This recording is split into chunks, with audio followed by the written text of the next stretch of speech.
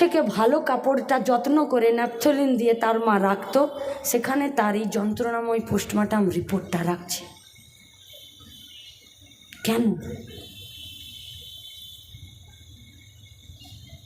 নিজেকে প্রশ্ন করুন। আবেদন আমাদের, অনুরোধ আমাদের, নির্যাতিতা দোষীদের শাস্তি চাই, আমরা চাই, এসএফআই চাই, অ্যাডভা চাই, বামপন্থীরা চাই, সাধারণ মানুষ চাই, ডাক্তার চাই, ইঞ্জিনিয়ার চাই, আইনজীবীরা চাই, যারা সিনেমা করে, থিয়েটার করে, নাটক করে, গান করে, আঁকে, কবিতা লেখে, তারা চাই, যারা বাড়িতে ঘোমটা দিয়ে রাত দিন রান্না করে, বাড়িকে দেখভাল করে, তারাও রাত দখল করছে, তারাও চাই, নির্যাতিতার মা বাবাও চাই। তাই তো সুপ্রিম কোর্টে উকিল দাঁড়িয়েছে নির্যাতিতা দোষীদের শাস্তির দাবিতে, তাই তো উকিল দাঁড়িয়েছে। সে উকিল কি চাইছে সুপ্রিম কোর্টে? সেই উকিল চাইছে যে নির্যাতিতা দোষীদের শাস্তি হোক।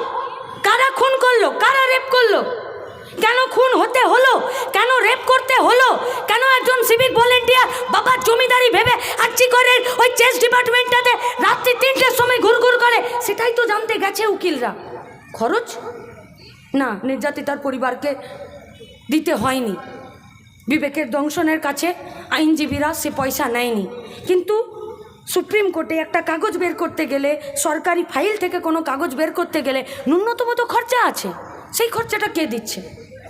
দিচ্ছে রাজ্যের, দেশের সাধারণ মানুষেরা। যেটুকু খরচা লাগে নির্যাতিতার পরিবারকে দিতে হয়নি। উকিলরা লড়াই করছে সুপ্রিম কোর্টে, কেন না নির্যাতিতা দোষীদের শাস্তি হোক। अब आप लोगों के पास हम लोगों का सवाल है कि আইনজীবীরা সুপ্রিম কোর্টে দাঁড়িয়েছে নির্যাতিতার দোষীদের শাস্তি চাইতে। এই আইনজীবীদের বিপক্ষে কারা দাঁড়িয়েছে আর কেন দাঁড়িয়েছে? একদল উকিল দাঁড়িয়েছে নির্যাতিতার মা বাবার ওকালতনামা নিয়ে, ডাক্তারদের ওকালতনামা নিয়ে, যে নির্যাতিতা দোষীদের শাস্তি চাই।